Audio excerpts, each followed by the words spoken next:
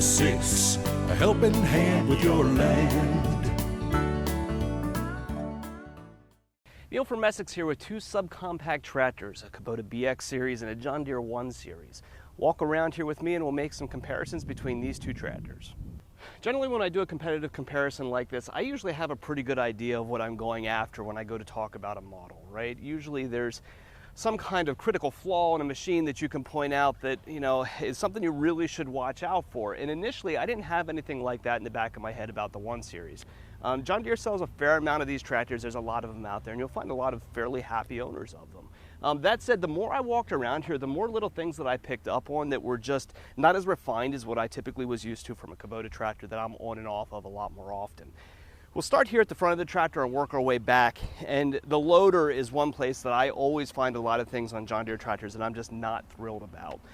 If you look back here on the back side of the loader, the quick attach system for removing the bucket is one thing that's always a frustration to me. When you want to remove this loader bucket from the loader itself, you take these flip pins here at the back, flip them open and pull them off to allow the bucket to come off. Nice and fine and that you have a solution to remove the bucket, but then this coupler up here that's left at the front is not a universal coupler. It's a proprietary coupler, and you'll notice that this is something that Deere does. They will repetitively try to lock customers into proprietary systems, forcing them to buy their overpriced implements. On Kubota's model over here is a skid steer style coupler, and if you look at the back of a skid loader or about 80% of the compact tractors that are out there, you'll find these two handles with pins that drop through the bottom of the coupler. This coupler system is a universal industry standard coupler. It's not something that's proprietary to Kubota, opening up your loader to a whole world of additional attachments that can be fit to the front of this machine. Along with the skid steer quick coupler, Kubota is also offering now a third function kit for this tractor. And what a third function does is add 2 additional buttons to your loader stick to operate an extra set of hydraulic couplers out on the end of the loader. So that allows you to do things like operate a hydraulic angle loader blade, run other hydraulic operated implements on your loader, such as grapples. We're starting to see more and more customers picking up grapples all the time now, and this tractor can do that simply by adding a Kubota third function kit. Those things can be worked up on just about every tractor. Third functions are new to Kubota on this series, but for tractors in the past, and I'm sure on the Deere as well, you can go and have a shop work up the hydraulics that are necessary in order to do that function. The advantage of a factory kit in order to do it is that the installation is a lot cleaner. So you'll find shields to go over top of things and clean routing for hoses and nice buttons on the end of the stick without having to hack and tape stuff on up here. It's just a lot nicer when the factory provides a pathway for those kinds of implements rather than having to have our shop work things up from scratch. One frustration that I commonly have with most every John Deere loader is the difficulty that you find in lifting the loader up and keeping your bucket level at the same time. Doing so requires you to stroke multiple functions with the loader stick, and for some reason that sweet spot is a lot harder to find on their loaders than what it is on other machines. You can see that here. If I start the tractor up,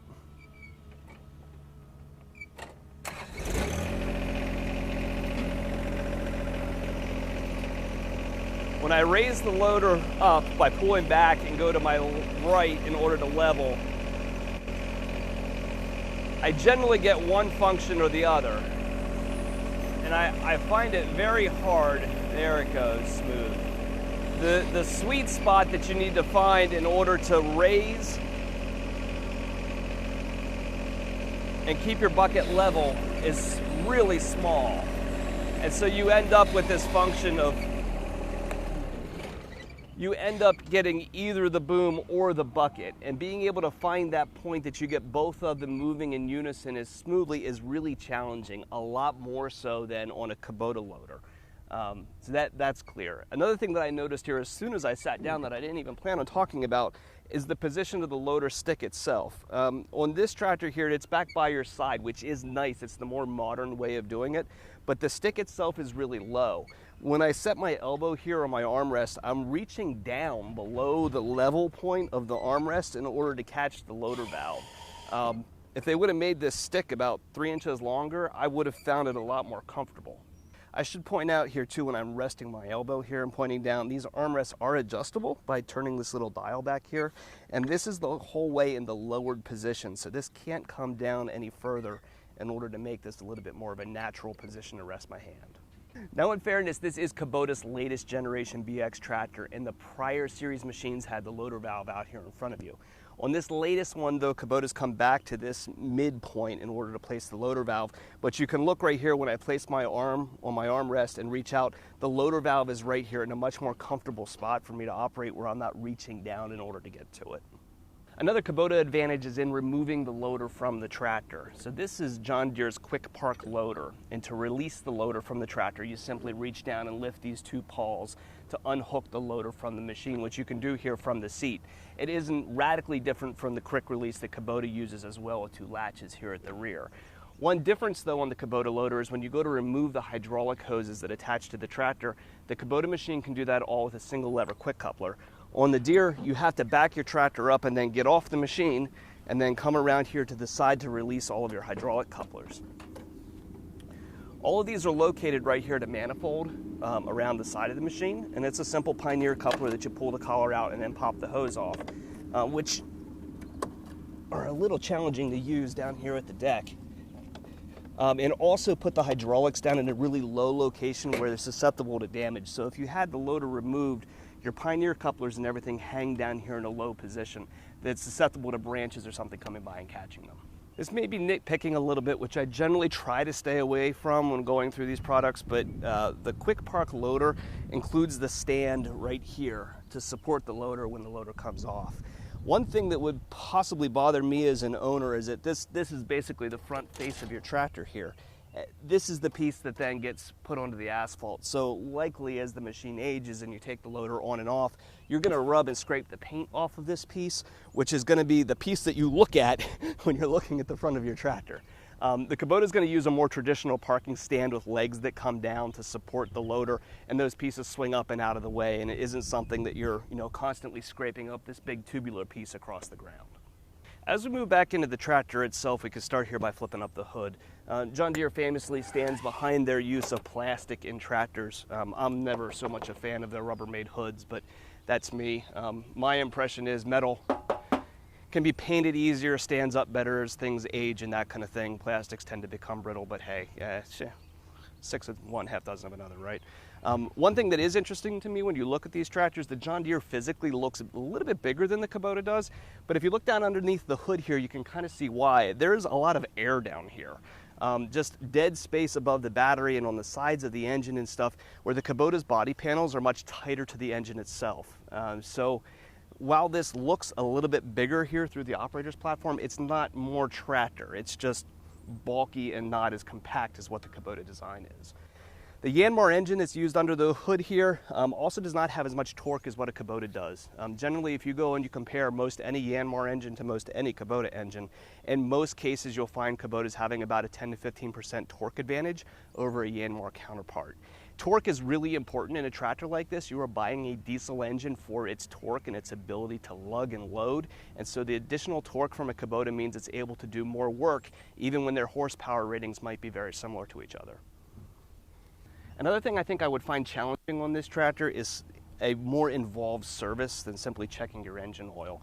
With the hood up like this, you can look in and you can see, hey, there's my battery, here's my oil fill and stuff, but if you need to get in and do a deep service on this tractor and actually remove these cowlings from around the front, unfortunately you got to get tools out. There are bolts, nuts and bolts holding the front here for the side panels onto this front cowling, plastic clips down here around the bottom in order to hold things in place. And looking back in here, I can see things like fuel pumps and alternators and all of these pieces right here, including the battery as well, which is buried down inside of here. So to get in and do some maintenance on these things as the machines age and you have things to take care of, you got a lot to disassemble here in order to really get into the guts of the tractor. On the Kubota, this is a little bit different now. Since they've redesigned this hood, you can actually take this entire hood assembly, see if I can do this from the wrong side of the tractor, and roll the whole thing forward as one piece. So with this hood tipped front, now the whole engine clear down to the sides and everything that you could possibly want to get to is available right here just by flipping it and tipping it front. From the operator's position up here, there are some things that I'm just a little surprised to see. For a product that's been on the market for several years, There's a lot of things up here that just aren't very refined for a tractor that's been around for a while. For instance, when I look at the gauge cluster itself, I feel like I'm looking at a tractor from the 90s. It's just a lot of what I would call an idiot light, just a simple indicator light. Not very much information coming from your dash. It doesn't appear to be backlit either. A far cry behind where Kubota is now in the 80 series tractors. When I look down to my left and my right at the operator's platforms where I usually would find controls over here on the pods on the side, I'm finding myself hunting around a lot in order to find stuff. And a lot of things that would normally on a Kubota tractor be right up here on the fenders are instead located down almost underneath the seat. So my selection for which PTO that I want to run or my four-wheel drive engagement levers are actually coming up from down here below the seat as opposed to being located up here on control pods on the fenders. This is almost laughable to me, is the fuel gauge over here on the left-hand side is a little 1.5 inch analog, hey, bouncy little needle thing on top of the fuel tank as opposed to being integrated into the dash and the instrument cluster where it belongs. Over here on the side where I'd have my cup holder, great, nice and deep, storage pocket, also nice and deep. My 12-volt outlet for my cell phone is located right here on the top. And an issue that we've always had with these things in the past is when they're not covered up, they'll start to corrode. And this tractor here has 16 hours on it and already has corrosion happening inside of the DC socket over here. So in their latest Kubota models now, that DC socket is put inside of the cup holder where it's not going to be rained on and corrode and pick up moisture and those kinds of things. Another thing that I often have noticed with the MR engines in the past has been the noise level from them seems to be a little bit higher than I'm used to from other machines. This is a little decibel meter right here, and I'm going to hold it right here by my ear and start the engine.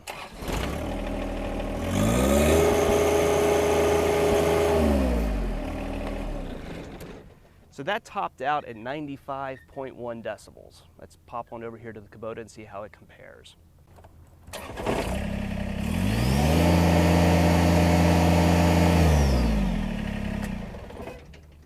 And this comes up at 91.5, so right about 3 decibels quieter than the John Deere. 3 decibels, if you remember, the decibel scale is logarithmic, so small changes are bigger than what they seem. So that is a noticeable difference at full revs from one tractor to the next. Me sitting here and the numbers show that the Kubota is quite a bit quieter tractor in operation. You can see here these are both the Backhoe versions of these two tractors. And again, I'm just surprised by some of the things I find back here. Deere is capable of producing some really good quality equipment, and there's some things in here that just feel unfinished and unthought out to me. When we go through and we look at the cleanliness of the design of the steel that covers up the controls, for instance, the control pods here on the Backhoe on the Deere versus what's on the Kubota look worlds apart from each other. The Kubota just looks more refined and more thought out, like there was more care put into it. The hydraulic hoses, in order to attach the Backhoe to the tractor hydraulics. In the case of the Deere right here, I've got this hard line coming out back here right by my rear tire and a coupler laying on top of the deck.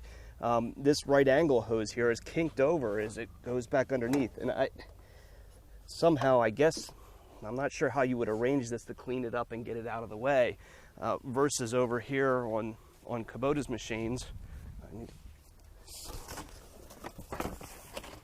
The hydraulic hoses come out here on right angle couplers and drop right immediately below the Backhoe where they're out of the way of your feet and out of the way of damage.